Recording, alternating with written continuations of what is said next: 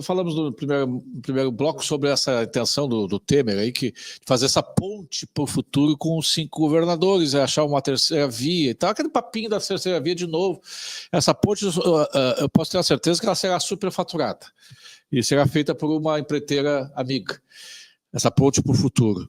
Agora, a questão que eu coloco agora nesse segundo bloco é o seguinte: por que o sistema assinaria agora, não precisa nem ter eleição, assinaria agora o Tarcísio presidente, o Zema presidente, o Ratinho presidente, o Eduardo Leite presidente, o Caiado presidente? Não há notícia, é pela corrupção? Não temos notícia de que nenhum deles seja corrupto. É porque eles não vão privatizar? Não. O Tarcísio vai privatizar tudo que puder, o Zema vai privatizar tudo que puder. É porque eles não são de direita? O Tarcísio é um cara de direita, talvez não seja aquele militante, assim, mas é um cara de direita. O Zema também. Não se tem notícia assim. Por que, afinal de contas, eles aceitam, conforme disse o Cacai naquela senha, naquele texto, há 2 meses atrás, uma direita conciliadora? Que conciliação é essa que o Bolsonaro não aceitaria? O Diogo Forjado, boa tarde. Boa tarde, Júlio, Ivan, Figueiró, audiência, alegria de estar aqui. Olha, tem vários porquês aí, viu, Júlio? Depende de quem você quer saber, né? Depende do ator. A esquerda tem seus motivos, o centro tem seus motivos e a falsa direita tem seus motivos também. Mas o principal deles nenhum dos nomes que você citou é Bolsonaro. Nenhum dos nomes que você citou tem conexão legítima e inegável com o povo brasileiro. Nenhum dos que você citou passou junto com o povo pela mesma fornalha de ilegalidades juntos. Quer dizer, o mesmo que sofreram as pessoas no inquérito interminável das fake news, sofreu então o presidente da República, Jair Messias Bolsonaro. A mesma perseguição que sofrem os presos políticos, sofre Jair Messias Bolsonaro e sua família. Quer dizer, os pontos, as dificuldades, são dificuldades comuns. Isso cria um formato de aliança que nenhum dos outros candidatos tem. É um grau de legitimidade que dá a Jair Messias Bolsonaro um poder de pressão popular muito grande. Além disso, o Bolsonaro é uma figura muito bem vista pela nova vertente política internacional, que já é predominante. Como eu dizia lá atrás, dizia um cara doido. Está aí agora, né? O mundo virando a direita, o anti-agenda. Muito bem. E o Bolsonaro tem um ponto de conexão muito forte com todas essas lideranças. É o caso do Orbán, é o caso da Meloni. Aliás, a Meloni seguiu o exemplo do Bolsonaro muito claramente. É o caso do próprio Donald Trump, que tem amizade com o Eduardo Bolsonaro, ali, amizade de família, para além dos alinhamentos ideológicos. E tem ainda a questão do atendimento às demandas estratégicas. Quer dizer, o Bolsonaro, além desse alinhamento ideológico, pessoal, com essa nova vertente internacional, por ter defendido inclusive as mesmas bandeiras de anti-agenda que hoje tomam o mundo, né? Parece que o Bolsonaro fez escola, muito bem, mas além de tudo isso, ele tem a característica capaz de atender aos interesses da reorganização das cadeias produtivas globais. O formato de governo que o Bolsonaro apresentou nos últimos 4 anos é um formato mais compatível com o que o novo Ocidente, o novo velho Ocidente precisa para retomar as cadeias produtivas. Então, além de tudo, ele ainda tem uma capacidade maior de atender a interesses. Isso também dá a ele um poder de pressão político maior. Quer dizer, é mais fácil para o Bolsonaro se negar aos velhos esquemas, é mais fácil para o Bolsonaro fechar a torneira do que para os demais. Ele tem credibilidade com o povo, tem conexão com grandes lideranças internacionais e tem capacidade de atender a interesses. Então, isso dá a ele uma posição político-estratégica, fora de uma estrutura de regime, claro, como nós estamos agora, né? Uma vez que se restabeleça a normalidade, é maior do que a dos outros. E aí, partindo disso, puxa a resposta para a sua pergunta, então. O pessoal do centro, da esquerda, por que eles querem os outros nomes? Porque por não serem Bolsonaro, nenhum deles tem uma condição plena de fechar a torneira da corrupção. Por não serem Bolsonaro, nenhum deles tem uma posição plena para enfrentar os interesses em queda livre. Esse é o ponto. Então, acho que esse é o ponto fundamental. O centrão não quer o Bolsonaro, porque o Bolsonaro não rouba e não deixa roubar. É simples assim. E aí a esquerda diz que aceita uma direita conciliadora, e o que a esquerda fala não se escreve, porque não há lealdade entre os desleais, eles não cumprem nada, mas eles dizem que aceitam uma direita conciliadora, porque isso passa uma mensagem para o centro, de que eles não têm o desejo profano de permanecer eternamente no poder, estão aceitando a alternância, o que é mentira, e segundo, vende ao centro o que ele mais quer, a certeza de permanecer no poder com a torneira aberta. E aí que é o último chaveco que sobrou ao regime que não cumpriu nada, né? Não cumpriu o acordo das emendas, não parou as investigações, não cumpre nada nunca. e ainda fica com esse chavequinho aí. Alguém perguntou no chat aí, e o STF como fica? Bom, se o STF fica, nada mais fica. Esse é o ponto. Então, a primeira premissa é, não há normalidade e não faz sentido o raciocínio eleitoral com essa atual composição do Supremo Tribunal Federal, que legisla, rasga a Constituição, rasga o devido processo legal e enfrenta até outros países, como aquela cena horrorosa que protagonizou Alexandre de Moraes com a Espanha. É uma vergonha para a história do Brasil. Então, a gente tem que lembrar que... e o STF como fica? Bom, se o STF fica, o resto não fica. Assim, é preciso restabelecer a normalidade jurídica do país para se fazer qualquer tipo de cálculo eleitoral, político ou produtivo. Mas eu acho que é por aí. A esquerda deseja enganar o centro e ganhar tempo para consolidar o poder.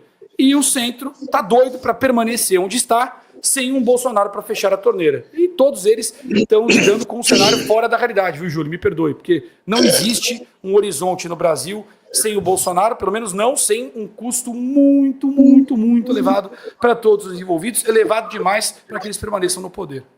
O que o Diogo está falando é o que o presidente Pedro Paulo Zacca disse do Inter uma vez: vamos mudar, não mudando. Eles não querem mudança, querem alguém que possa dar a ideia de que está mudando, mas não muda, continua, as moscas continuam todas sobre as suas devidos quinhões da meleca. É outra palavra, tá? Mas eu estou usando meleca para enviar para vocês. Ivan Azevedo, dá a tua hipótese aí que depois eu vou dar a minha. Júlio, tu sabe que agora Diogo, um prazer estar contigo no programa. Tenho te acompanhado desde 2021 e faço questão de dizer publicamente isso. As tuas análises de geopolítica internacional e no que se refere ao Brasil têm se cumprido religiosamente. Então, é um privilégio a tua participação aqui. Júlio, o Diogo, com a propriedade que ele é característica, ele externou a minha hipótese. Eu seria repetitivo aqui. Eu endosso exatamente isso que ele está apresentando.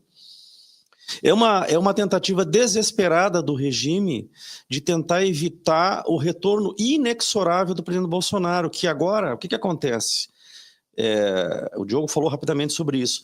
O presidente Bolsonaro somou-se a ele o apoio popular que ele já tinha desde a eleição de 2018, e é algo colossal.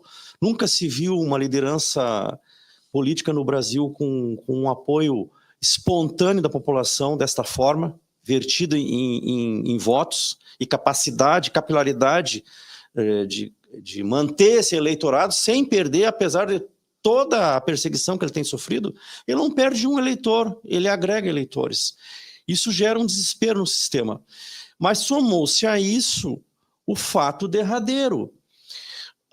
O cenário internacional, as bases internacionais que davam sustentação para esse estado de coisa no Brasil e referendaram esse estado de coisa no Brasil, elas se transformaram, a começar pelo epicentro do poder no Ocidente e no mundo, que é a Casa Branca. Há um outro síndico no condomínio. Então, toda a balbúrdia que estava acontecendo nos andares tinha um síndico que referendava. Bom, agora existe outro. E o presidente Bolsonaro, por acaso, é respaldado por esse novo síndico. Estamos falando da Casa Branca de Donald Trump, que é a liderança internacional que está enfrentando, não o senhor Alexandre de Moraes, que não é nada nesse processo, ele está enfrentando Xi Jinping, ele está enfrentando conglomerados internacionais políticos e econômicos, e está modificando a agenda econômica do mundo que estava aí posta, que estava destruindo a economia ocidental. O presidente Trump está mexendo nisso, mexendo em interesses colossais. Pois é, este homem, essa administração atual dos Estados Unidos, com essa agenda, com essa anti-agenda, que daí é uma expressão brilhante do Diogo, que está ao lado do presidente Bolsonaro. Então, o presidente Bolsonaro hoje tem o apoio dele e dessa nova agenda internacional que está posta e que não vai recuar. Não vai recuar. Então, o regime aqui sobrou o quê? Sobrou a radicalização política. Eles estão indo para o vale tudo.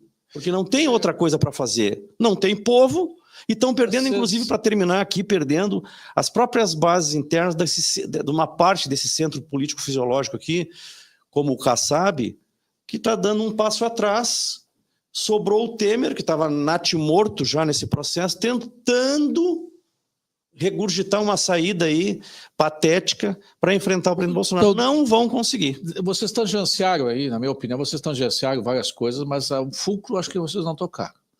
Mas antes de eu responder, meu querido, fraterno amigo Gustavo Abadi diz assim: Bolsonaro está inelegível, está preso. Virem o disco, o capitão deverá escolher outro nome.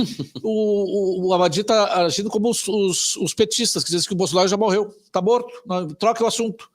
Enquanto ele estiver vivo, enquanto nós tivermos não chegar o dia 3 de outubro de 2026, ele é candidato. Que pode acontecer tanta coisa daqui até lá, inclusive vindo ventos do norte. Tá então, esse teu derrotismo aqui é mais ou menos parecido com o petismo de sinal trocado. O Bolsonaro já morreu. Aliás, acho que o Temer, inclusive, como um bom urubu que está farejando que daqui a pouco a saúde do presidente não permita ele concorrer, ou que aconteça coisa pior. Depois a gente vai falar sobre a saúde do presidente. O que eu acho que vocês tangenciaram é o seguinte: por que eles aceitam essa da corrupção não me pega? Porque não precisa fazer corrupção. O sistema não precisa fazer corrupção para ganhar dinheiro. Não precisa. Pelo menos não precisa do executivo. Eles precisam só do judiciário, eles já têm. É que o exemplo agora, o Temer, o autor dessa maravilhosa ideia aí da terceira via, coleta de lixo. Empresa pega 8 bilhões em licitação após Temer atuar na Prefeitura de Santos. Com uma proposta de 8,7 bilhões, a empresa Terracom foi apontada como vencedora da licitação aberta pela Prefeitura de Santos para a coleta de lixo. O valor, no entanto, é 278 milhões a maior do que a empresa que o apresentado pela empresa CS Brasil, adversária da Terracom na concorrência pública bilionária.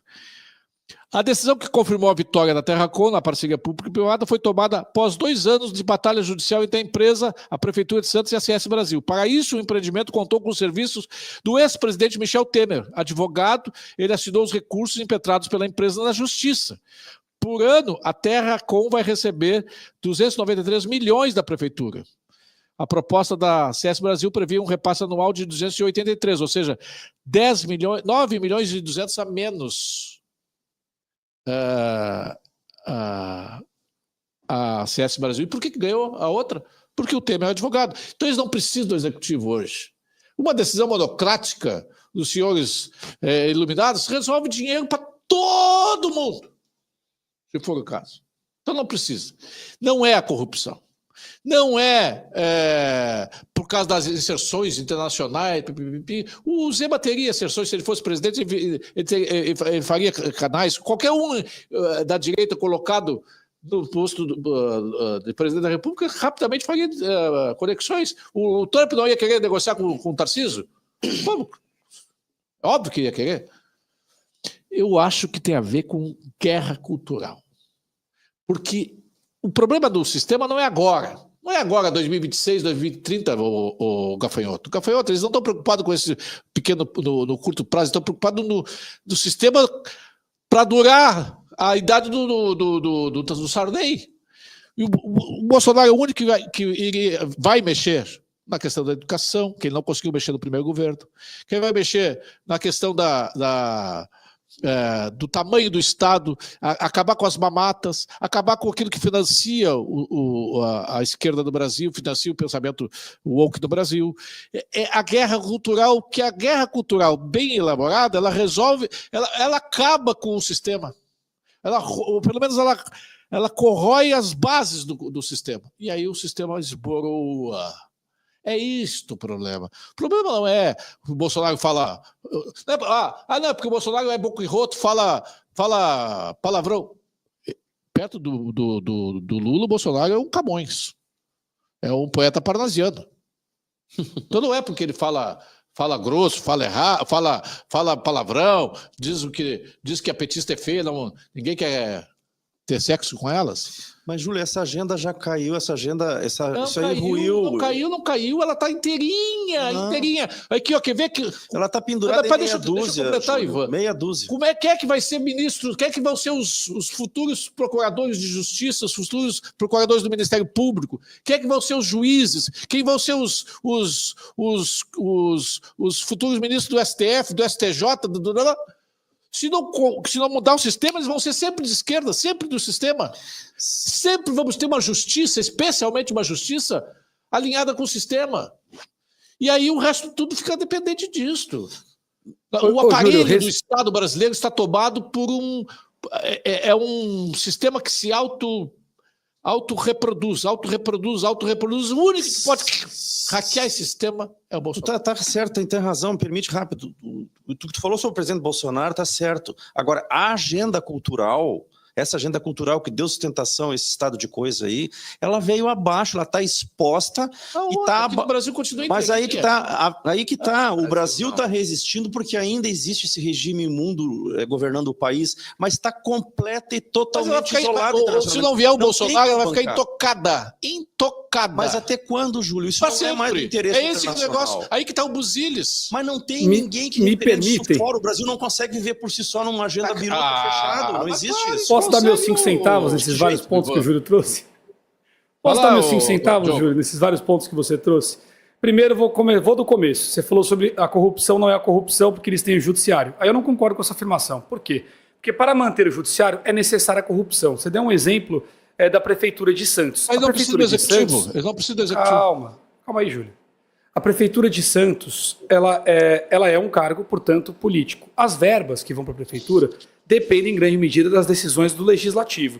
E o Legislativo depende em grande medida da contraposição com o Executivo. Além disso, os nomes do Judiciário que você citou são nomeados pelo processo político. Então, enquanto houver um processo político que precisa ser alimentado, será necessária a corrupção para mantê-lo. Porque essa é a maneira de manter a influência no Judiciário que toma essas decisões. Não é à toa que a figura que apareceu para usar o Judiciário em favor da corrupção na Prefeitura foi uma figura política e não jurídica, foi o Temer. Embora como advogado, não foi por ser advogado que ele teve influência no judiciário, foi por ser político. E por ser um político que tem influência na política de Brasília. No fim das contas, a política de Brasília escoa pelos municípios. E é a política de base que faz a mecânica funcionar. É por isso que agora, quando o PT tenta tomar o poder, que realmente é diferente de ganhar as eleições, eles estão investigando as prefeituras. Porque é lá que a coisa escoa. Se você começa nas prefeituras a abrir um leque de investigação, você chega nos caciques e desestrutura o modelo, que é o que o PT está tentando fazer com a investigação das emendas, Ministério da Saúde, Ministério da Educação, que são matrizes que vão direto em todos os municípios, que é onde a política do Brasil realmente acontece.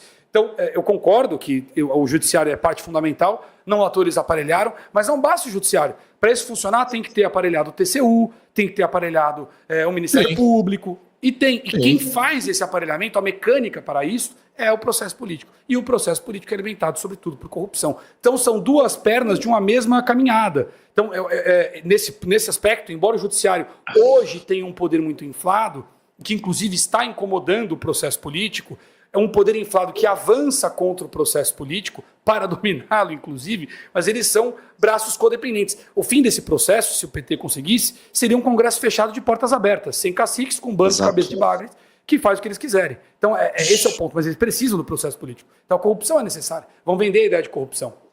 Depois você falou sobre qualquer figura de direita construiria laços lá fora. E aí, o final da tua argumentação me ajuda no meio. Você falou sobre a questão cultural. As agendas culturais, na verdade, são agendas econômicas. Elas são parte de um processo de dominação. A Agenda 2030, preservação ambiental, é uma cortina de fumaça para explorar regiões no Brasil e para depreciar a nossa capacidade produtiva quando é necessário, não só a nossa, mas em outros países também. Então, foi um lacre que permitiu a China ser mais competitiva do que o resto do mundo para concentrar a produtividade do mundo. Então, é parte de um processo maior. A degradação cultural da sociedade, inclusive, é para diminuir a reatividade. Uma sociedade que não se reconhece, não se vê como igual, não reage. Então, é parte de um processo de poder, você tem razão. Porém, justamente por o Bolsonaro ser essa figura da agenda cultural, é que ele é tão importante para esse anti-agenda que gira lá fora, inclusive para as questões econômicas, porque isso tira a força do Fórum Econômico Mundial, tira a força da União Europeia, tira a força da ONU, e o Bolsonaro é o único que vai nessa linha. Então, quando eu digo que ele tem mais condições do que os outros, é nesse sentido, inclusive porque os outros, nos pontos principais dessas agendas, endossaram as agendas. O Zema foi um dos que embarcou no Conselho dos 20 governadores, o Caiado também. O Caiado fechou tudo, o Caiado prendeu o cidadão de bem na porta do hospital porque estava se reclamando. Então, assim, abriu lá a delegacia digital para processar o Gustavo Gaia na época. O Gustavo esqueceu, eu não. Então, assim, nós estamos falando de um movimento em que os seus argumentos são muito bons. Acho que eles se complementam. Isso torna o Bolsonaro, e com relação à agenda woke já ter caído ou não, olha, todas as principais empresas privadas do mundo fecharam as sessões woke em todas as Nós temos uma realidade concreta, Diogo, só desculpa, nós temos uma realidade concreta do aparelho estatal brasileiro. Por exemplo, uma Universidade Federal do Rio Grande do Sul tem como reitora uma militante do PSOL aqui. Tu olhar, não sei se tu já fizesse o trabalho de assistir algum vídeo dessa reitora. Isso só vai se romper, só quem pode mexer, só quem tem culhão para mexer nisso aí é o Bolsonaro, que tentou e não conseguiu porque veio uma pandemia. Ele também, as indicações que ele recebeu para o Ministério da Educação foram as piores possíveis, ele não conseguiu resolver.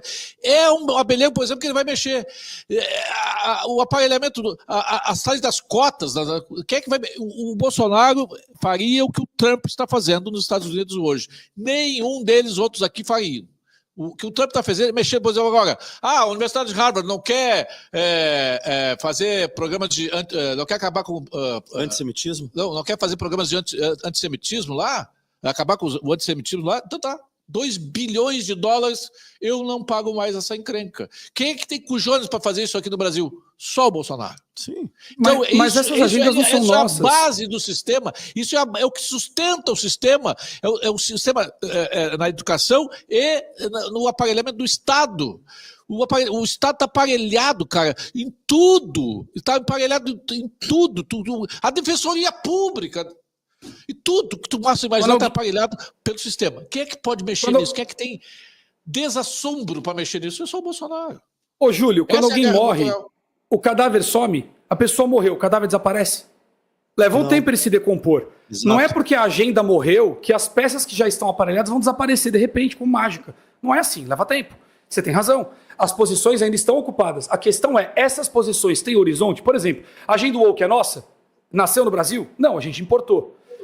Todas essas agendas que você falou são nossas? Não, nós importamos. Por que nós importamos? Porque havia um ambiente internacional amplo e generalizado que sustentava essas agendas. Se no ambiente de onde elas vieram, a base de sustentação, a que traz recursos, dinheiro, ONG, influência política, conexão internacional, respaldo, publicações internacionais, está em queda livre, a que está aqui vai se apoiar onde? Em mim? Esse é o ponto. Esses caras vão se apoiar em quem? Harvard está tomando pressão, você tem razão. Vai ficar como está? Não vai. Sem Harvard, sem as grandes empresas, sem o centro chinês, com a imprensa internacional criticando parte dessas agendas. Assim, a Universidade do Rio Grande do Sul vai se manter com o quê? Com palmas? Como é que faz? Não faz. Então, assim, a questão é, muitas dessas pessoas que se colocam como PSOL, esquerda e tal, e comprometido e blá, blá, blá, grande parte dessas pessoas vão na onda. É o tipo de pessoa que sinaliza virtude. Ela vai sinalizar virtude onde a virtude social estiver. E o que nós estamos vendo no mundo é uma mudança de eixo, onde sinalizar virtude significará outra coisa no âmbito cultural. Essas mesmas pessoas, guarde minhas palavras, muitas dessas mesmas pessoas que sinalizam virtude com a esquerda, muito em breve, na maior cara de pau do mundo, sinalizarão virtudes à direita. Escreva o que eu estou dizendo. Quanto menos conhecida for a pessoa, mais rápida é a transição. Menor é o custo de transição. Porque essa galera anda com o bando. Assim, Paulinho, aqui, Paulinho. O processo está em curso já. Aqui, Paulinho, tem um ouvinte aqui, o Cláudio Lumers, tocou em outro ponto dessa guerra cultural. O presidente Bolsonaro mostrou a todos os brasileiros que a meritocracia funciona. Pessoas capazes nas estatais, isso também, eles não aceitam. Mas a questão assim, ó,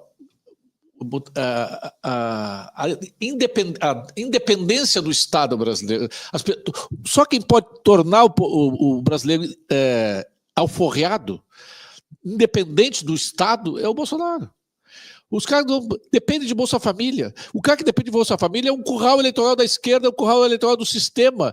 Quem pode libertar essa gente? Quem é que pode libertar essas pessoas para ter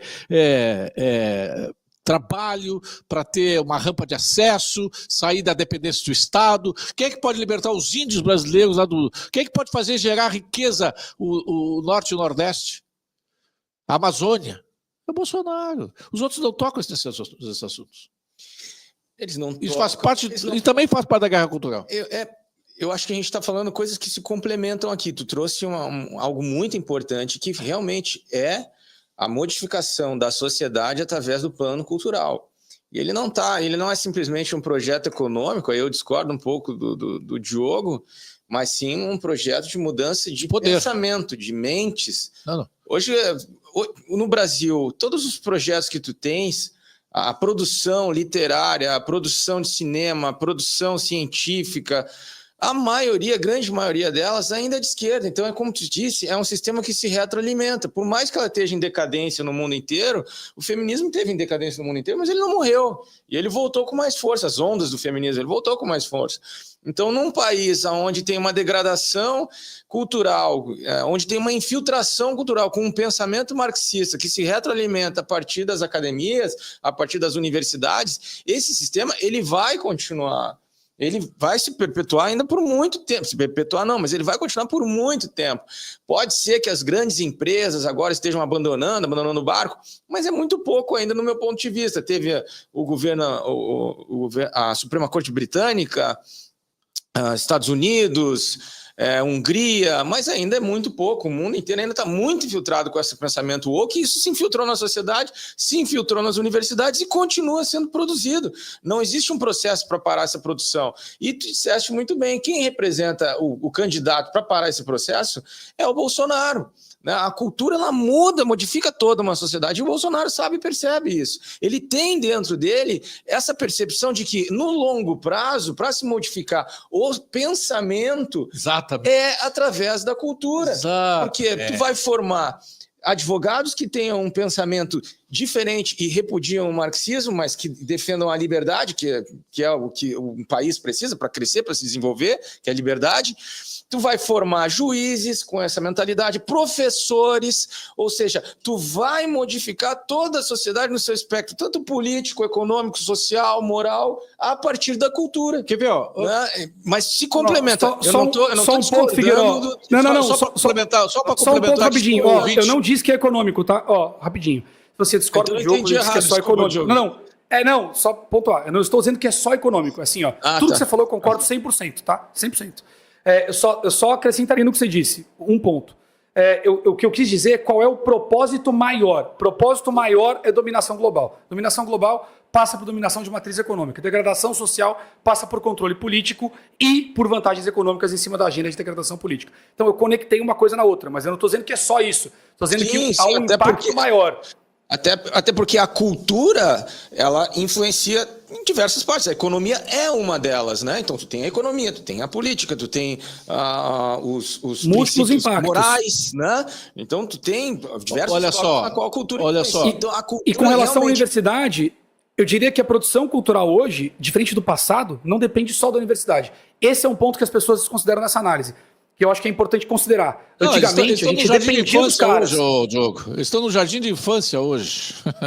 Eu acho que a gente dependia dos caras. Eu acho que hoje não é mais bem assim. Politicamente, o pensamento ele deu uma avançada, se desprendendo desse pensamento mais marxista e à esquerda. Agora, na parte educacional, eu acho que a infiltração ela aumentou. A gente viu que saiu das universidades, depois para parte do segundo grau. Ali. Isso no jardim de infância. Agora já está no jardim de infância. É professor subindo num cavalinho, simulando ensino de linguagem neutra. Aliás, o STF acabou de derrubar uma lei que aqui no Rio Grande do Sul tinha sido no município, né, em Porto Alegre, havia sido aprovado, que era a proibição da linguagem que não era a linguagem culta.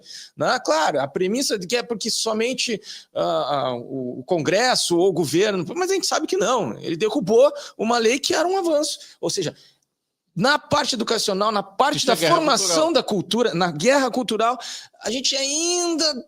Quer ver aqui, só deixa eu fazer um nexo aqui. A exposição e a reatividade também, Figueiredo, aumentaram. Só um instantinho. Porque é o seguinte, esse pensamento aqui do Gustavo Abadi, ele não sabe, mas isso aqui é guerra cultural.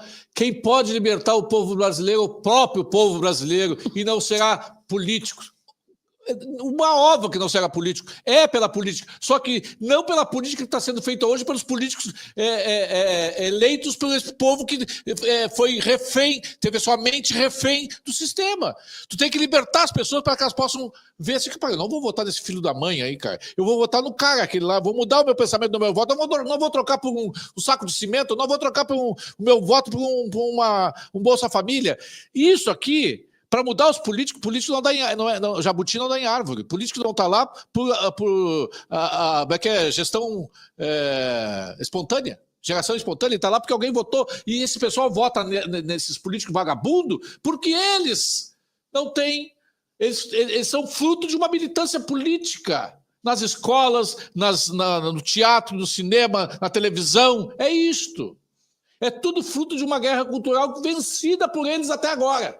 Nós perdemos todas as guerras culturais até agora. E eu acho que é isto que é o Buzides. Esse é o ponto crucial pelo qual eles odeiam o Bolsonaro, tentaram matar o Bolsonaro, estão rezando para o diabo todos os dias para que o Bolsonaro morra.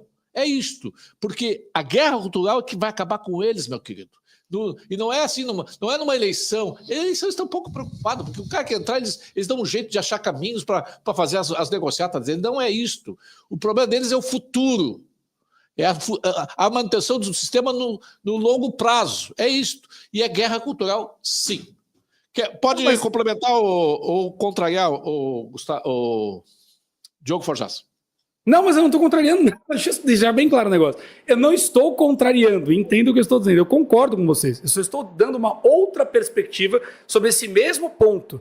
Veja, no passado, deixa eu explicar uma coisa para vocês entenderem por que eu estou falando isso. No passado, todas as fontes de informação que nós tínhamos eram as fontes controladas pela mídia. Todas as matrizes de influência cultural, todas elas, vinham das universidades e da própria... Quando eu digo mídia, não é só jornal. É jornal, novela, minissérie, livro, tá? As opiniões, os colunistas. A gente tinha uma mesma estrutura que modulava a referência da sociedade. Então, neste mundo, eu tenderia a concordar com vocês em 100%. Realmente, mais 50 anos, acabou, eles dominam tudo, a gente está ferrado. Inclusive porque lá fora, a USAID não estava exposta, o Deep State americano não estava exposto, não havia uma guinada como houve na Itália, não, até o Parlamento Europeu teve uma guinada eleitoral representativa. Isso não foi uma questão política, foi resultado de uma mudança social. Então, por isso que é representativo. A sociedade europeia está reclamando. Sai às ruas do Reino Unido, na França, na Espanha, para dizer, somos cristãos, os valores europeus, fora imigração forçada, tire os ilegais, etc. Então, os pontos principais da agenda, todos eles estão sendo combatidos fortemente. Essa exposição internacional muda o comportamento nacional. Vou dar um exemplo concreto e cotidiano.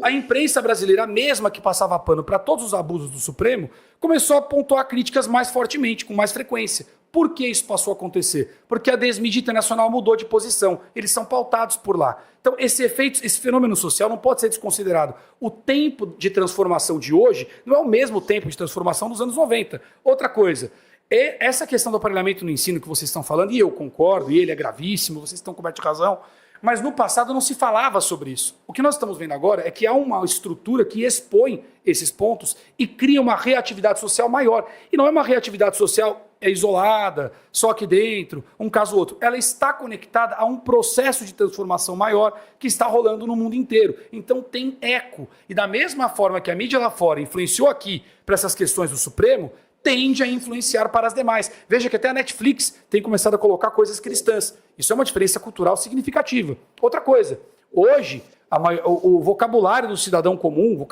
as expressões, os jargões, são todos na internet. Quer dizer, essa influência centralizada do ponto de vista cultural já mudou. E quando há uma mudança na cultura, na baixa cultura, no raso, no cotidiano, que é o que está acontecendo no mundo todo, não só aqui, isso tende a influenciar as outras camadas. Então, o que nós estamos vendo pela primeira vez, talvez, seja uma mudança cultural de fora para dentro. A gente sempre esteve acostumado a ver o poder centralizado de dentro influenciando para fora. Nós estamos vendo o processo reverso. A gente está vendo empresas com poder centralizado que estão com marketing woke perdendo faturamento. Empresas muito bem colocadas. Quer dizer que a sociedade está reagindo a isso. Agora, claro que uma transformação dessa não acontece do dia para a noite. E sim, ela leva tempo e vai exigir muito trabalho e muito empenho nosso para combater isso. Mas o que eu digo é que não é o hoje. Olhando para baixo, estou fazendo uma analogia clara. Olhando para baixo, vocês olham para baixo e falam assim, ó, tem pedra aqui no chão. Tem mesmo, tem razão. O que eu estou tentando fazer, olhando para cá, para onde é que a gente está indo? Qual que é a pedra da frente? A pedra da frente não é mais a pedra que está aqui. Não tem esse horizonte, não tem as mesmas bases para se manter. Agora, isso não quer dizer que nós vamos virar Disneylândia do dia para a noite. Então eu concordo com tudo que vocês estão falando. Eu só acho que a gente tem um processo de transformação cultural exponencial, muito rápido e dinâmico, que muda o tempo das coisas. Comparem o Brasil de hoje com o Brasil de 5 anos atrás. Qualquer pessoa há 5 anos... não, mas aí, meu querido, vamos fazer uma hipótese de... Aqui é um exercício de fantasia. Digamos que nesses 5 anos não tivesse surgido uma figura como Bolsonaro. Nós teríamos esse avanço de conscientização e de mobilização e de luta a favor contra o sistema como nós fizemos? Não. Com certeza não. Não tivesse o Bolsonaro não tivesse surgido, nós precisamos de líderes, cara. Perdão, Júlio, perdão. Nenhuma semente brota na pedra. Isso está no Evangelho. A parábola do semeador. Não, mas tem o presidente Bolsonaro é uma semente na pedra. O presidente Bolsonaro tem seus méritos particulares da vida dele de 3 décadas de parlamentar. O mérito principal é de identificar antes um ponto futuro, e ele identificou e por isso se lançou na candidatura a presidente sem ninguém saber que ele estava fazendo isso. Agora, ele brotou e vingou num solo fértil. Qual é o solo fértil? Uma tomada espontânea de consciência do povo brasileiro, anterior, lá de 2013, por outros motivos. Então, ele é produto de um processo de tomada de consciência. E é num cenário... Mais ou menos. Júlio, mais ou menos. É num cenário, eu concordo com o Diogo, o Brasil, não adianta, o Brasil não é um universo em particular. Nós vivemos, nas últimas décadas, um outro processo que não é do processo da Revolução Industrial do início do século XX. Nós vivemos na era da informação. E a informação hoje ela não está mais monopolizada nos meios convencionais de... Você está dizendo isso numa rádio que é alternativa. No streaming. Tu acabou dizendo uma rádio que é no streaming. Pois então. Não precisa dizer isso aí. É óbvio. Claro, é o autoexemplo. É o que acontece? O sistema de poder e de controle, de hegemonia que a esquerda exercia principalmente pelos meios de comunicação, em paralelo com o sistema cultural, evidente. E daí os objetivos econômicos. Agora, isso não é mais. Mas então o Brasil... Vou te dar uma... Para terminar. Tomara o seguinte, ó. Não, é que tu estava falando, tu tomasse a minha... Eu disse que o Bolsonaro é o catalisador disso. Tira o Bolsonaro de cena, nós vamos... Eu vou responder. A grande maioria do povo brasileiro vira que nem... Eu vou responder. Ia cair a semente, ô Júlio. Qual semente? Eu não sei dizer um outro nome agora, não consigo dizer. Mas era inexorável o processo. Isso não aconteceu só no Brasil, é só no Brasil que surgiu um Bolsonaro tentando libertar o país e devolver para o seu povo. Mas claro em outros países não surgiu. Aqui do lado... Em outros países não surgiu. O Javier Milei, um acadêmico, com a vida dele decidida, foi se lamear na política, como ele disse. Eu fui me embarrar na política. A própria Giorgia Meloni na Itália não deixa de ser uma outsider, que pese uma trajetória política. Donald Trump nem se fala. E podemos falar de outros exemplos. Isso é um processo que está posto no Ocidente. E eu não tenho aqui como fazer a digressão de todos os detalhes. Eu acho que o Diogo consegue fazer com mais propriedade isso. Ia ter um outro nome. Se não fosse o presidente Bolsonaro, outra semente ia cair. Mas ela só fertilizou porque havia solo. Por que nós estamos, então, o Diogo Forjato? Por que nós estamos, o Ivan Azevedo, hoje falando do Bolsonaro? Ele tá ponto, meu velho. Ele é o ponto. Ele está vivo. Não, ele enraizou. É isso. Claro. Me permita completar aqui, ó, amigo. Tira o Bolsonaro do... Não existe, o Bolsonaro morreu. Ó, me permita completar aqui, ó, amigo. Eu concordo com a teoria do sol. Nós vamos ficar anos tateando para ver para onde nós vamos. Não acredito. Eu concordo com a teoria do solo fértil. Essa leitura eu acho que é correta. Havia já um ambiente social pronto para ter uma mudança. Mas eu acho que o Bolsonaro foi imprescindível. Sem ele, é impossível calcular se ou quando alguma coisa ia acontecer, embora ele possa sim ser, em certa medida, produto de um ambiente favorável para que surgisse alguém com esse perfil. O fator multiplicador que ele fez é único, e eu dizia em 2020, eu vou manter o que eu disse lá. O efeito Bolsonaro vai mudar o mundo, e mudou. A Giorgia Meloni, por exemplo, as principais dinâmicas que ela adotou e que tornaram ela a figura que ela é hoje, ela fez depois do Bolsonaro. O Bolsonaro começou a ser muito comentado na Itália quando a Meloni começa a adotar essas posturas. O Milei é a mesma coisa. O Milei bebeu na fonte do Bolsonaro. O Milei só aconteceu por causa do Bolsonaro. Exato. Não teria o Milei se não tivesse tido o Bolsonaro no Brasil. Concordo, exatamente. O Bolsonaro mudou as dinâmicas entre os políticos e o povo. Ele criou um modelo de interação, ele demonstrou um modelo de interação, de legitimidade, que ninguém tinha visto ainda. Então, isso mudou tudo. Mudou na Itália, mudou na Argentina, que o amigo citou. O Milei segue, em grande medida, a escola do Bolsonaro. Outro dia alguém discutiu comigo que não. Eu tive que perder um tempo lá levantando os dados para mostrar que sim. Sim, o Milei, em linhas macro, segue a mesma tendência que o Paulo Guedes fez aqui economicamente. E o discurso dele, um liberal, tem muito do conservadorismo do Bolsonaro. Então, assim, o Bolsonaro fez escola, isso é inegável. Essa guinada mundial, em grande medida, tem o dedo do Bolsonaro. O efeito Bolsonaro está em todos esses fenômenos que nós estamos vendo aí. Estou de acordo. Isso eu estou de acordo. Então, tem uma diferença. Eu não sou bolsonarista, eu já disse 300 vezes, eu não sou bolsonarista. Eu disse para ele agora, 20 dias atrás, poucos dias antes da operação dele, eu disse para ele lá em Brasília: presidente, eu não sou bolsonarista, o senhor é que é julista. Ele assinou, autografou a camiseta que eu vou botar, vou botar ali um quadro, vou botar ali na recepção amanhã, tá pronto. Eu não sou bolsonarista. Eu não endeuso mais ninguém na vida. Ninguém. Eu não tenho deuses, eu não tenho ídolos. Mas eu tenho que reconhecer o seguinte, que a inserção popular, e ele só conseguiu inserção popular porque ele tem autenticidade, e é isso que o sistema não suporta, porque o Lula leva uma comitiva de 9, 10 pessoas ao Vaticano e ninguém dá bola para ele. Mas isso é o Bolsonaro que está lá. Ninguém dá bola para o Lula. O Lula sai da rua, ele não sai na rua porque ele tem medo. O Bolsonaro sai. É o único cara que leva milhões de pessoas às ruas. É isso que o sistema tem medo. E por que ele tem essa força? Por causa da autenticidade. Porque ele é aquilo ali mesmo. Ele não é um produto de marketing. E eu não estou endeusando, não, queridos. Não estou endeusando. O Bolsonaro fez algumas burradas no governo dele, mas como é um ser humano. Quem acha que ele não poderia errar, essas pessoas que acham que ele não poderia errar, essas é que acham que ele é um mito. Essas é que acham que ele é um deus. Essas que estão endeusando o Bolsonaro. Porque se eu espero que ele não erre, é porque ele é um deus. Não, eu tinha certeza que ele erraria. Como todos nós erramos. Mas errou tentando acertar. Sempre tentando acertar. Então, eu acho que é isto. Hoje, nós temos uma coisa que os cristãos que estão aí o Gustavo Abadi, a começar pelo Gustavo Abadi, dobram os joelhos hoje e começam a orar pelo Bolsonaro desesperadamente, porque se ele morrer, nós estamos ferrados.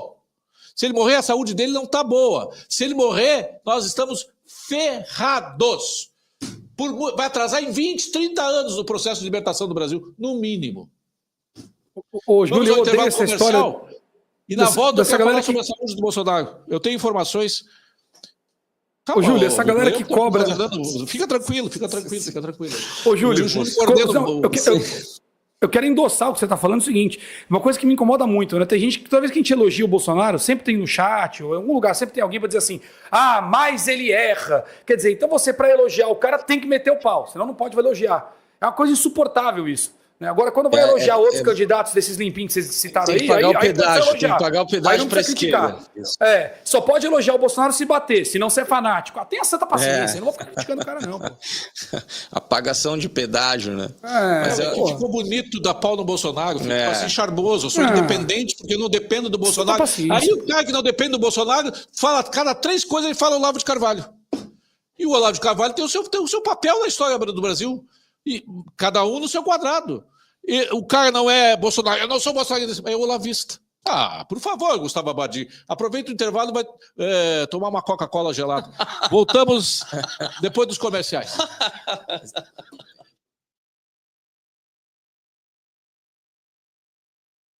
Na Lavoura, a distribuição precisa e eficiente garante mais produtividade. Com a distribuição uniforme do Brutus 12.000 da Stara, você reduz custos e evita o desperdício. Além disso, potencializa as operações no campo, deixando o processo produtivo ainda mais ágil e rentável. Procure a concessionária Stara mais próxima e conheça o Brutus 12.000. Stara, evolução constante. Transformar o agora, construir o amanhã. É assim que o Instituto Elisabetta Randon atua, levando educação, apoio e oportunidades para quem mais precisa. São projetos que nascem do cuidado e se espalham por escolas, comunidades e estradas. Tudo para transformar histórias e construir um futuro com mais oportunidade. Saiba mais sobre o IER acessando institutoelisabetarandon.com.br. Instituto Elisabetta Randon, gerando prosperidade para todos. A Pontual é uma operadora de soluções de telecomunicações voltada exclusivamente ao atendimento de empresas. Disponibilizamos aos nossos clientes serviços de telefonia fixa, internet dedicada e plataforma de WhatsApp corporativo. Atuamos há 23 anos no mercado nacional, empenhados em atender às necessidades específicas de cada cliente, proporcionando soluções feitas sob medida. Nosso atendimento é totalmente humanizado ao cliente. Você, profissional de TI, que procura a melhor internet dedicada para a sua empresa, chame o Jair no WhatsApp 51-2500-5211 e venha conhecer a internet mais pontual do mercado. O Grupo Galeazzi Sul é sinônimo de tradição e qualidade na distribuição de metais. Na Galeazzi, você encontra alumínio, cobre, latão e bronze. E na Martinox, os melhores aços inoxidáveis. Produtos confiáveis, atendimento especializado e a certeza de escolher o melhor para o seu projeto. Grupo Galeazzi Sul, mais de 45 anos transformando metais em soluções. Nas últimas décadas, o agronegócio passou por uma verdadeira revolução. Deixamos a posição de compradores para nos tornarmos um dos maiores produtores de alimentos do mundo. Isso aconteceu graças ao trabalho e dedicação de homens e mulheres do campo. Mas o produtor sabe que não está sozinho e pode contar com a Farsul ao longo dessa caminhada. Farsul, sempre ao lado do produtor rural. Pronto atendimento oftalmológico Instituto Oculi. Alta qualidade e agilidade para consultas oftalmológicas urgentes, traumas oculares, dor e desconforto, olho vermelho e qualquer outra emergência oftalmológica. Atendemos também consultas eletivas, exame de fundo de olho, receitas para óculos, indicação de lentes de contato e tudo o que você precisar para seus olhos. O Instituto Oculi fica na Avenida Carlos Gomes, 700 e atende das 8 às 20 horas nos dias úteis e das 8 ao meio-dia nos sábados. Fone 51 3209 1017. Atendemos convênios e particular.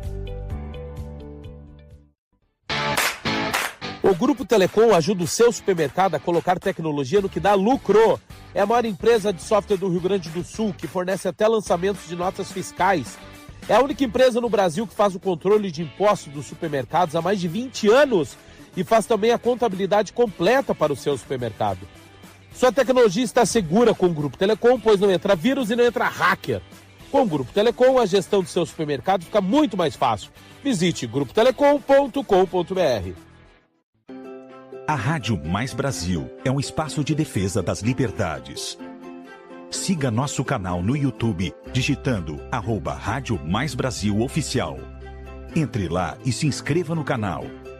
Se você ainda não baixou seu aplicativo na Google Play ou na Apple Store, vá lá e busque por Rádio Mais Brasil. O nosso logotipo é azul com o nome da rádio. Estamos juntos pelo nosso Brasil. Você está assistindo Mais Brasil, com Júlio Ribeiro.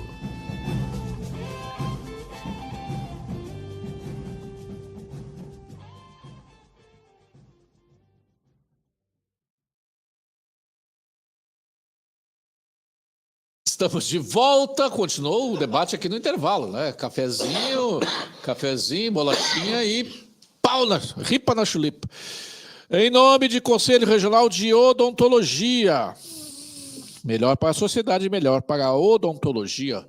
Pontual Telecom, 2 pontos que tornam a Pontual diferente no mercado. A entrega de serviços personalizados de acordo com a necessidade do cliente e atendimento humanizado e ágil. Entre em contato pelo WhatsApp 51 2500 5211 e seja pontual. Grupo Galeazzi Sul, há 45 anos fornecendo metais não ferrosos e aços inoxidáveis com qualidade, tradição e confiança. Galeazzi, com Z apenas, .com.br. Farsul, quando o agro cresce, o Rio Grande do Sul cresce. Farsul, sempre ao lado do produtor rural. Stara. Começa hoje, vai até sexta-feira, a AgriShow 2025 em Ribeirão Preto. E lá a Stara presente com as suas máquinas agrícolas e soluções tecnológicas para otimizar a produtividade da sua lavoura. Se você estiver aí na região ou for visitar a AgriShow, vai lá no stand da Star e diga assim: eu ouvi na Rádio Mais Brasil, eu sou um mais brasileiro. De repente até tinha uma foto com o Gilson Trenempol, lá, o presidente do conselho, meu amigo, que está lá. Grupo Telecom. Com o Grupo Telecom, a gestão do seu supermercado fica muito mais fácil. Ajudamos você a comprar, vender, gerenciar e ter a tecnologia que dá lucro, sem hacker. www.grupotelecom.com.br. A hora certa, 2h41. Nós estouramos o segundo bloco, mas agora vamos ter que fazer um bloco um pouquinho menor para poder, ainda temos mais um intervalo. Pronto atendimento oftalmológico, Instituto Oculi, alta qualidade e agilidade para consultas oftalmológicas urgentes, e se for urgente vai direto lá na Carlos Gomes 700, bairro Bela Vista, em Porto Alegre. Se for uma consulta, liga no 51 3209 1017. Conosco aqui o xerife do condado, o advogado Ivan Azevedo, o Paulinho Figueiró, empresário, o homem da Banda Louca Liberal. Não vou fazer aquela brincadeira que eu faço sempre quando eu falo da banda. É a Banda Louca Liberal! Eu não vou fazer essa brincadeira. Não vou fazer já fazendo? Não. E o vereador suplente de Porto Alegre, o jornalista Diogo Forjaz, lá de São Paulo, eleitor do Gilberto Kassab. Pelo amor de Deus, né? Júlio. Foi sacanagem. Você me dissesse que eu sou suplente de federal, ficava menos ofendido. Brigar com o Diogo, disse que ele votou no prefeito atual lá. Não votou no Ricardo Nunes? Não, pelo me respeita. Eu respeito o Bolsonaro, fiquei quieto, não declarei meu voto para ninguém. Tô quieto aqui. Verdade. Eu, se estivesse em São Paulo, eu teria votado no primeiro turno na Helena do Novo, e no segundo tu teria votado no Ricardo Nunes. Agora ninguém tá votando no Marçal, hein? Não, eu dei pau no Marçal. Nunca. Eu dei deixar bem claro. Marçal, sabe disso. Deixar bem claro. Eu tô brincando. Chamei ele de vigarista. Mas tem muita gente aí que agora não tá dizendo todo mundo pulando o barco. Ele tá inelegível agora. Ô, Júlio, isso aí foi armadilha do Centrão. Já falei aqui na rádio, inclusive. Isso aí foi armadilha. Todos os candidatos eram péssimos. Isso aí foi criado para gastar o Bolsonaro, esse cenário. Único exclusivamente. Foi o que eu falei aqui todo tempo. Ganhei uma janta, inclusive, semana passada, fui jantar lá, pago pelo Cláudio Spritzer, porque o Cláudio Spritzer estava apaixonado pelo Enganou Marçal. muita gente. E eu disse que é pro primeiro turno, não chega nem em terceiro, já cheguei em terceiro lugar, dito e feito. E ganhei a janta. Foi paga a janta, baita janta lá, semana passada. Aqui, ó, só falar na AgriShow que é amigo do tio Júlio, ganha 50% de desconto. Vai sair tudo pela metade do dobro, tá, Paulo Roberto? É só dizer que é meu amigo lá na Metade do dobro é ótimo. Júlio, aqui, ó, saúde do presidente. Se tu me permite, antes da saúde do presidente, eu queria trazer isso aqui, ó, que eu achei isso aqui uma demonstração da infiltração cultural de um pensamento de esquerda. Na Copa de 2026, a camiseta da seleção brasileira vai ser vermelha. Aqui, ó. É? Capaz. Tô falando, saiu a notícia. Se eles agora, estiverem hoje, lá ainda, eu acredito, viu, Figueiró? Tomara que não. Aí eles vão chegar. Aqui, eles vão chegar eles vão ser desclassificados na fase de grupos, tá? Seleção brasileira. Quem é que dá bola pra seleção brasileira? Eu nem sei quem joga, Júlio. Também não sei. É o lacrador aqui. O lacrador não pode nem olhar pra cara dele. É que é o quadro clínico de pacientes como o Bolsonaro. Médicos pela Liberdade, publicou ontem, é meio longuinho, eu vou tentar ler rápido aqui, tá? Eu conversei com 2 médicos especialistas, cara de 40 anos especialista em sistema gastrointestinal. Um clínico e um cirurgião. Tem algumas bobagens aqui, tá? Segundo os 2. Mas o quadro do presidente Bolsonaro é delicado. Pacientes com múltiplas cirurgias abdominais, incluindo procedimento recente de longa duração para lise de aderência, encontra-se em 12º dia pós-operatório, lustro e nutrição parenteral total e sem movimentos intestinais. A ausência de motilidade intestinal neste contexto indica um quadro de elevada gravidade, em que as principais hipóteses diagnósticas são ilho adinâmico, que esse meu amigo chama de ilho congelado, prolongado ou falência funcional dos intestinos. O ilho adinâmico ou congelado é uma complicação esperada após grandes cirurgias abdominais, mas a sua persistência, além do 10º ao 14º dia, é incomum e associada a desfechos clínicos adversos. Esse meu amigo disse que é cirurgião, papa dessa área, ele disse que teve casos de pacientes com 2 meses de o intestino parado e voltar a funcionar. Entre os fatores predisponentes para a evolução desfavorável estão múltiplos procedimentos prévios, manipulação extensa de alças, resposta inflamatória intensa e tempo de cirúrgico prolongado. A falência funcional do intestino pode decorrer de injúrias vasculares, ressecções prévias extensas ou danos cumulativos à arquitetura da parede intestinal. Em ambos os cenários, há risco elevado de dependência prolongada de nutrição parenteral, com todas as complicações potenciais associadas, incluindo disfunção hepática, infecções e falência de múltiplos órgãos. A recuperação espontânea da motilidade intestinal após esse período torna-se estatisticamente menos provável, o que impacta diretamente o prognóstico de longo prazo. Pacientes que não apresentam recuperação da função entérica, ou seja, do intestino internamente, até a 3ª semana pós-operatória, geralmente evoluem para a dependência permanente de nutrição parenteral ou necessitam de transplante intestinal. E aí é o seguinte, tem outros aqui que esses meus 2 amigos disseram que é bobagem. Mas aí é o seguinte, tem o boletim. Cadê o boletim de hoje, de ontem? Vamos ver se eu acho aqui. Eu separei o boletim do quadro do Bolsonaro. E aí tem uma boa notícia de que apareceu aqui, boletim Bolsonaro. Começaram as movimentações intestinais espontâneas. Então diz o seguinte: eu acho que isso aqui é importantíssimo. Nós temos que, quem acredita em alguma coisa, peça para essa alguma coisa ajudar o presidente Bolsonaro.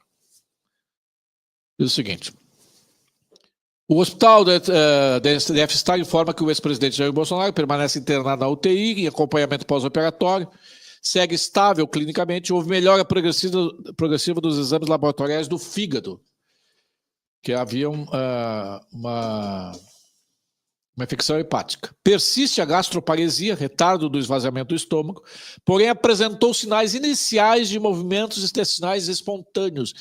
O que o Bolsonaro precisa é peidar, minha gente. Precisa peidar, ele precisa soltar pum. É verdade, essa é a palavra. Eu disse desde a semana passada, e isso aqui é baseado em ciência, tá? Quem está falando isso não é o Tio Júlio. O Tio Júlio é apenas um boneco de ventríloco de médicos altamente especializados.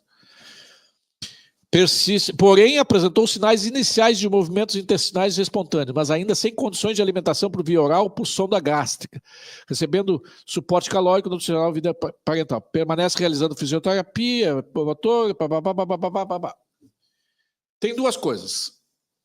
Alvisarei a informação de que ele começou a movimentar os intestinos, sinal de que pode voltar a funcionar, não estão mortos, pode voltar a funcionar, é tudo que ele precisa. Porque quais são os 2 riscos? Quais são os 2 riscos? Se não funcionar por muito mais tempo, ele pode ser acometido de infecções nos próprios intestinos, no fígado, nos rins, ele pode morrer de sepsemia. Isso é sério. A outra situação é que se ele ficar prolongadamente, completar 60 dias com a alimentação parenteral, ele vai ter falência dos demais, vai ter falência dos órgãos, falência do fígado, dos rins, e ele, o desfecho é o pior possível. Então, hoje, os urubus estão rondando, mas se a gente tem alguma relação espiritual, se a gente tem alguma relação, acredita em energia, manda tuas energias boas para o Bolsonaro, porque nós precisamos dele. Primeiro porque é desumano uma pessoa como ele sofreu o que está sofrendo, e tantos filhos de uma égua estarem aí enchendo o saco há tanto tempo, né? Nada lhes se acomete, nada se lhes sobrevém. Então, e o Bolsonaro, mesmo o Gustavo Abadi, que faz nojinho, precisa do Bolsonaro. Nós precisamos do Bolsonaro. E mesmo não sendo bolsonarista, tá? Mesmo sabendo que ele erra pra cacete. Mas nós precisamos dele porque ele é o que mantém o movimento funcionando. O movimento peristáltico do Brasil, o movimento dos intestinos do Brasil, precisam do Bolsonaro. Paulo Figueiró, nosso dentista.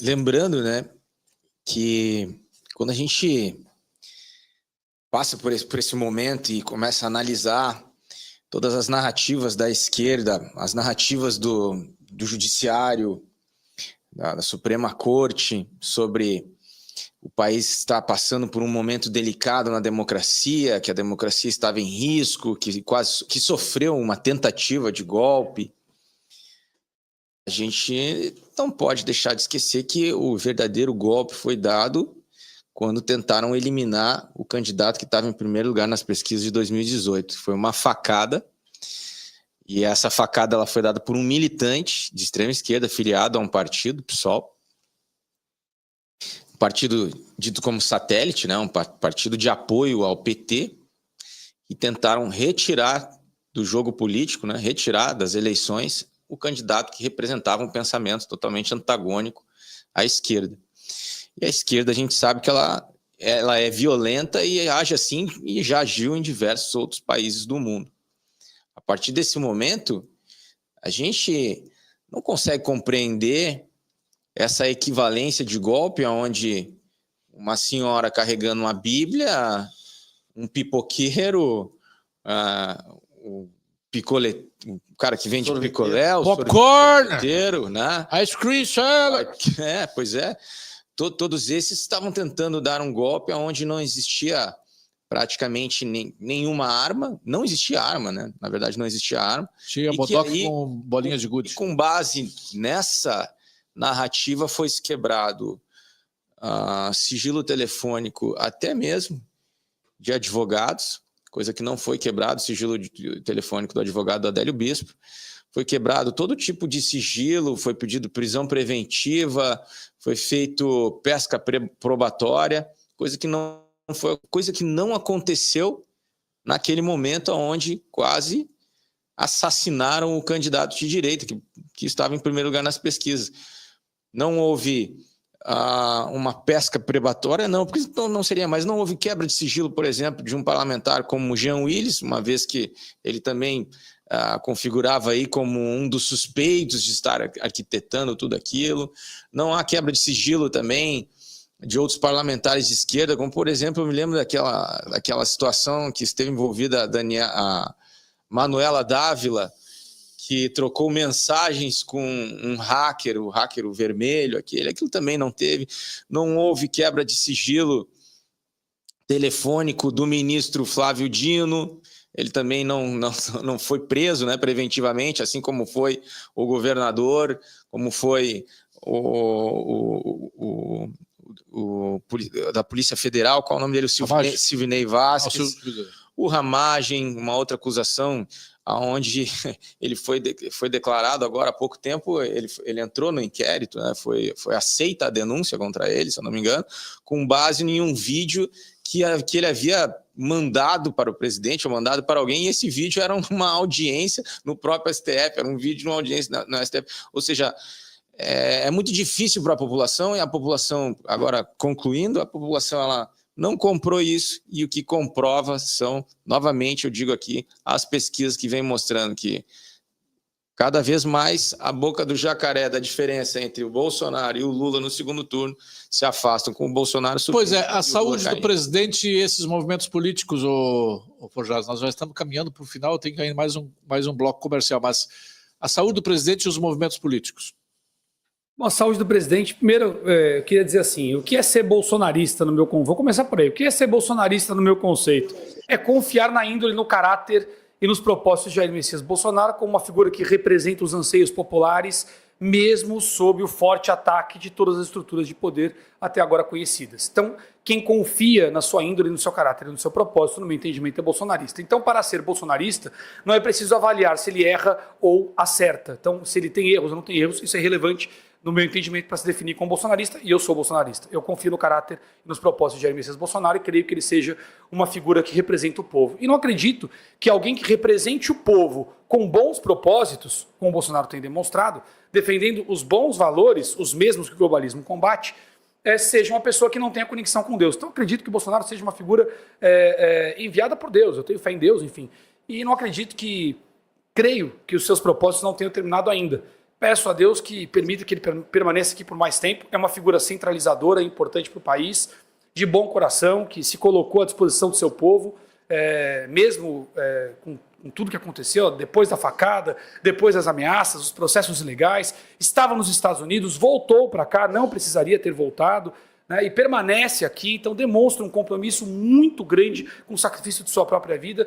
E eu espero que todo brasileiro de bem tenha consciência do esforço que isto significa, e que ore por ele, seja lá qual for a sua fé, ore por Bolsonaro, porque ele merece a nossa oração e nós precisamos dele. E creio que ele vai ficar bem, sim, e bem rápido. Para desespero do sistema. 2 minutinhos, Ivan, e eu vou chamar os comerciais. Olha, não tem muito o que acrescentar. A saúde do presidente e os movimentos políticos. Olha, vamos começar pela saúde do presidente. E qual outro item, Júlio? E os movimentos políticos do Brasil, esse aí, como do Temer, por exemplo. Tá. Estão antevendo que o Bolsonaro possa não voltar? Sim, a saúde do presidente. Resta, para mim, confiar que o presidente está nas melhores mãos médicas que o país pode oferecer. O presidente não é uma pessoa de poucas posses hoje em dia, já é um homem com uma condição financeira razoável e tem apoio internamente, até internacional, se precisar de algo mais, que ele não consiga alcançar pessoalmente. Então, eu acredito que o acompanhamento médico que ele está recebendo é o melhor disponível. Penso que estão conseguindo reverter o quadro dele, é a minha esperança. E sim, Diogo, assino embaixo com relação à questão do perfil que tu traça sobre ser bolsonarista ou não ser bolsonarista, eu assino embaixo e de acordo com essa definição que tu dá, eu me considero um bolsonarista. Eu estou pelo caráter dele e pela rigidez moral desse homem, que, de novo, motivos não sobram para ele nos abandonar e tratar da vida dele e preservar a própria saúde pessoal e familiar, inclusive, que está sob risco.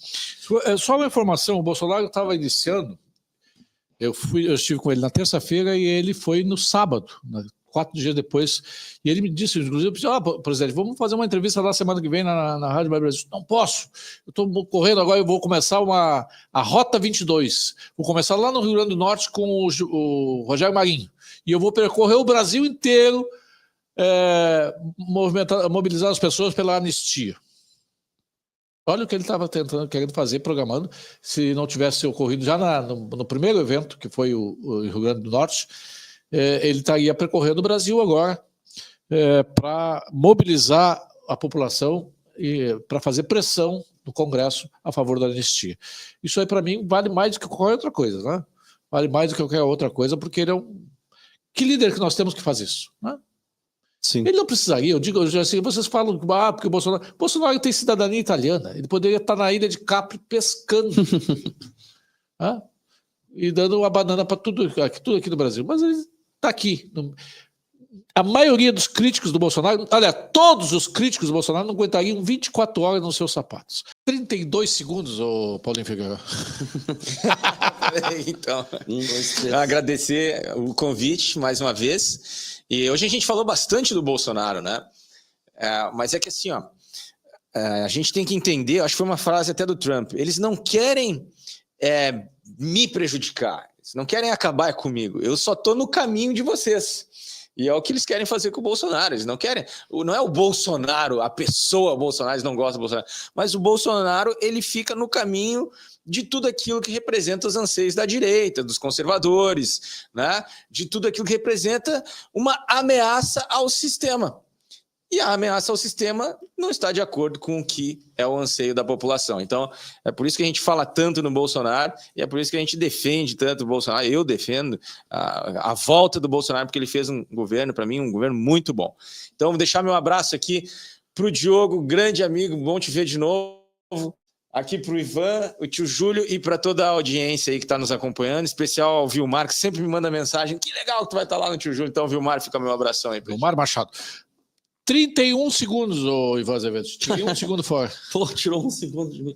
Não, eu vou ser bem rápido, Júlio. De novo, um privilégio, uma honra estar no teu programa. Tu me deu uma oportunidade que eu nunca vou esquecer, esse privilégio, Júlio, de poder participar desse momento histórico que o Brasil está vivendo, de fato consolidar um processo de libertação que nunca houve no Brasil. E dessa vez pelo formato mais autêntico e sagrado que pode acontecer, que é por via da consciência popular. A consciência do povo brasileiro tomou as ruas e dali verteu esse fenômeno chamado Bolsonaro, que está nos conduzindo, nos liderando. Então é um privilégio, uma honra dividir a bancada hoje com o Diogo, o Paulinho e com a audiência, e agradecer os membros da audiência aí que me fizeram alguns elogios. Muito obrigado. Obrigado. Ô, Diogo, nós vencemos o bolsonarismo. Venceram? Nós quem vencemos como, Barroso? Eu fiz um vídeo curto para ele sobre isso na época, inclusive. Boa. Nós quem vencemos como, queridão? Júlio, deixa eu agradecer já o convite. É sempre muito bom estar aqui. Aqui as pessoas buscam a verdade, então o debate é pleno, é amplo, né? Isso é muito raro hoje em dia. Então, parabéns por promover esse ambiente. Você faz isso muito bem. É uma honra estar com o Ivan, sempre cheio de elogios, acompanha meu trabalho, obrigado, honrado com a companhia. Toda noite ele aparece lá no chat, às vezes dá um alô. Figueirão, um amigo querido de longa data, e esse chat que é sempre fantástico. Então, muito bom estar aqui, Júlio, parabéns. O que eu tenho para dizer é isso aqui, ó. Que atesta o Bolsonaro é isso aqui, não é pesquisa, não. Ó. É isso aqui, ó. Isso aqui isso aqui causa insônia no sistema, cresce cabelo em algumas pessoas. Voltamos amanhã, se Deus quiser, com outro timaço. E mais tarde o tio Júlio, mais o Guilherme Bauer, o Batatão, com o Caio Escoco no 5 a 7, para tratar de tudo sobre o olho humano. O 5 a 7 a gente trata de todos os assuntos, de física quântica a bonsai. E hoje no 5 a 7 vamos tratar do olho humano. Tá certo? Beijo e até amanhã.